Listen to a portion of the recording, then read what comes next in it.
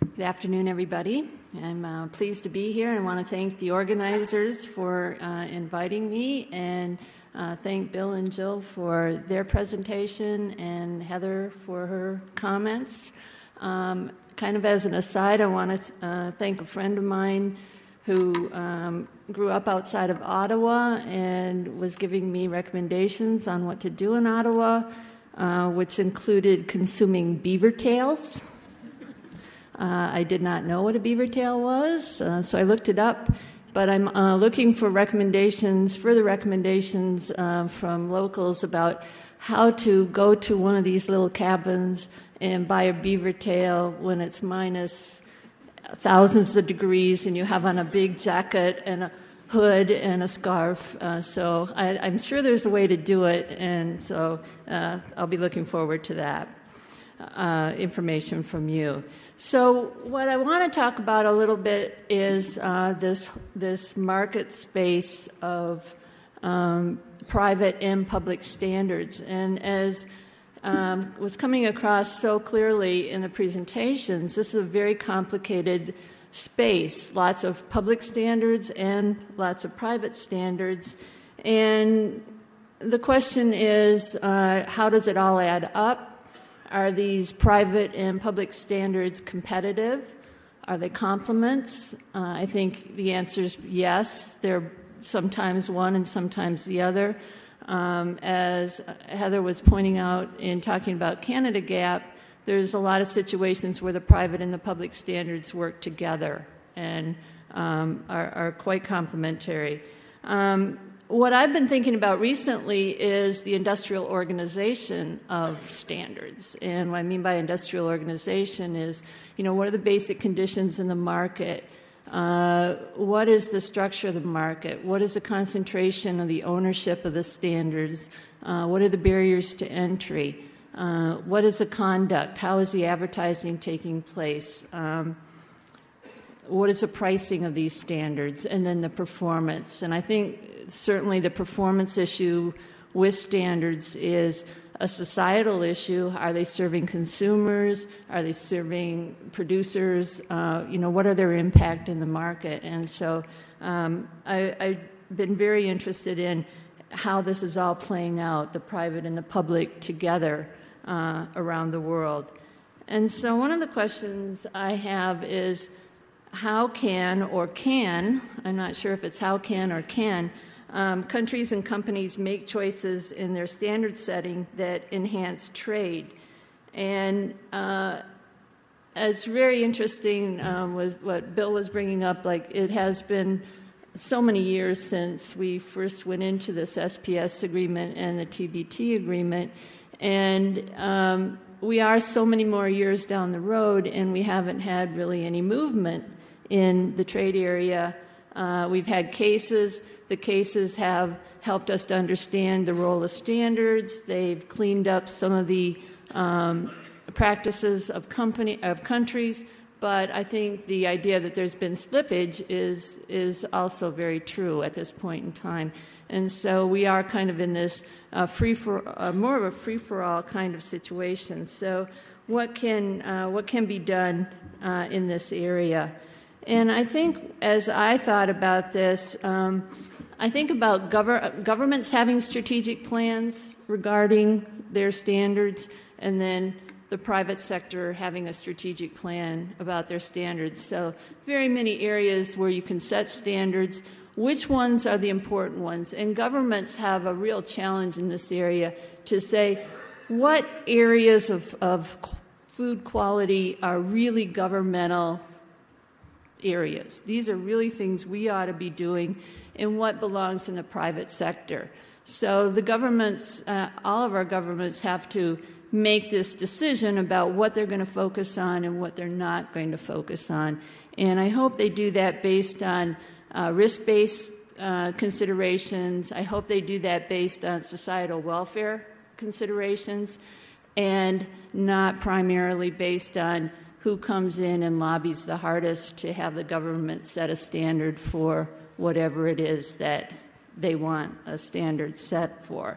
So the government has to think strategically, and then our private groups also have to think strategically. And I think this building of the private standards and then the building of the sort of convergence of the private standards is strategic in terms of thinking about where people want to be with their standards and how they want to do that.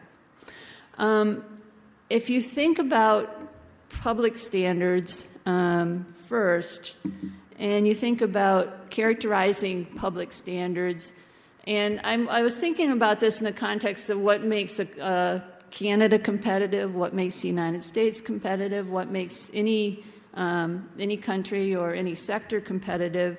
If you think about the public standards and how they get set, then we can think about these public standards based on, what are they trying to do, which product attributes are they really focused on, what kind of policy instruments do they use, and then eventually how well do they work.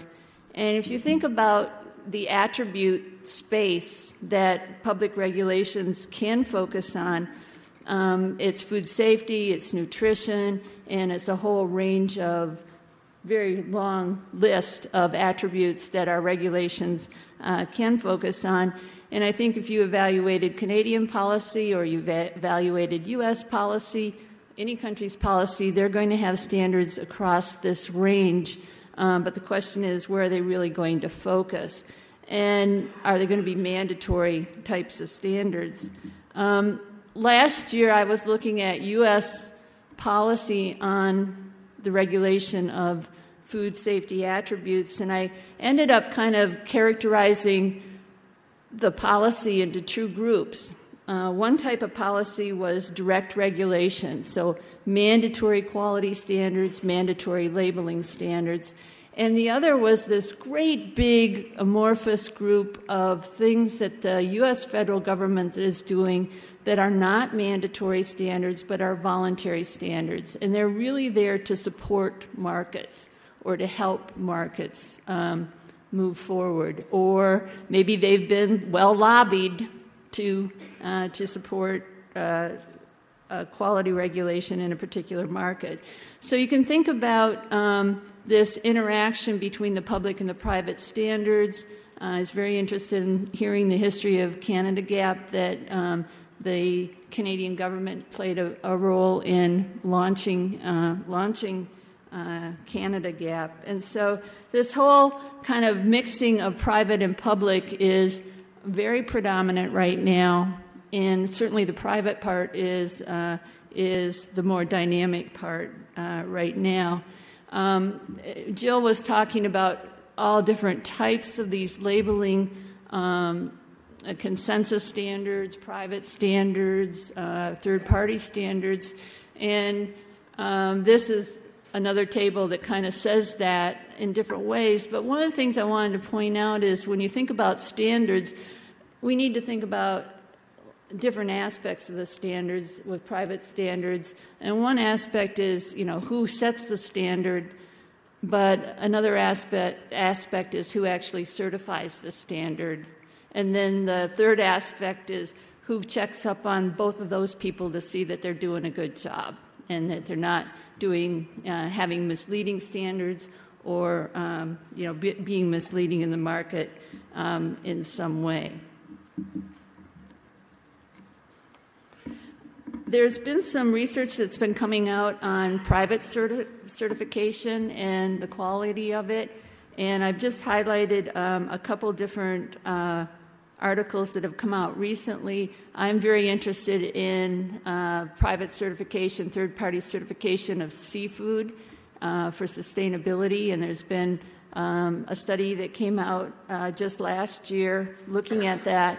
And I thought this was a great example to bring up with the group on terms of thinking about these private standards and what is the accountability with the private standards. And so this particular paper looked at eco-labeling of fisheries, and again, getting back to the idea of the industrial organization, in the eco-labeling of fisheries, there's two big players. One big player is the Marine Stewardship Council, and the other big player is the Friends of the Sea. And so these authors said, well, we're going to go in and look at what the standards they have are and how well they work. And so they had to first say, how are we going to define what's a sustainable fishery?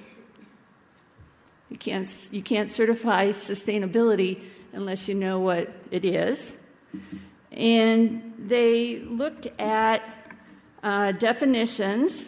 We're not going to go into any detail here, but this is the definitions that they actually came up with, looking at overfishing, overfished, and recruitment overfished. So you get into some really technical areas about what is a sustainable fishery. And then they compared the Marine Stewardship Council to the Friends of the Sea in terms of how do they define sustainability. And very interestingly, how big is the issue of sustainability in the overall certification system for these two entities? And they found that they were quite different. And I think this is a great example of when you look at private standards, the need for accountability and the need for a sort of a third level of certifying the certifiers in the end to make sure that these systems are effective and are really helping the market and helping performance of the market. Okay, so I'm gonna kind of flip by the details of what was going on with this particular study. When the slides get posted, you'll be able to see those. I think the interesting thing was the performance evaluation at the end. And so one of the things that they wanted to ask is, our consumers, so if you're a consumer who wants a fish from a sustainable fishery, do these two labeling systems help you most of the time to buy the kinds of products that you want to buy? Their conclusion was, yes, they're far from perfect, but on the order of 60% of the time, if you buy a product that's certified by these two groups, you will have bought a sustainable product. Well, 60% of the time is not that good, but it's better than 0% of the time. And then they talked about the business environment and also social and group goals for that program. Okay, so I think my main points in sort of bringing together Bill and Jill's presentation and then Heather's case study is that there is this continuum of public standards and private standards. The distinction between them is not as great as we might think at times. In most markets, we've got both things going on at the same time. We have the public standards and the private standards. There's a lot of interrelationships between them. And I just want to, in terms of the topic of the conference and the competitiveness of the Canadian economy, that strategic decisions about public standards and strategic decisions about private standards, which ones are the important ones to be public, which are the important ones to be private, where do we put the emphasis in standard setting, especially in an environment that is not particularly, doesn't have much really strong oversight in terms of the WTO, that making strategic decisions is the important aspect of the standard setting issues for countries and for companies as well. Thank you very much.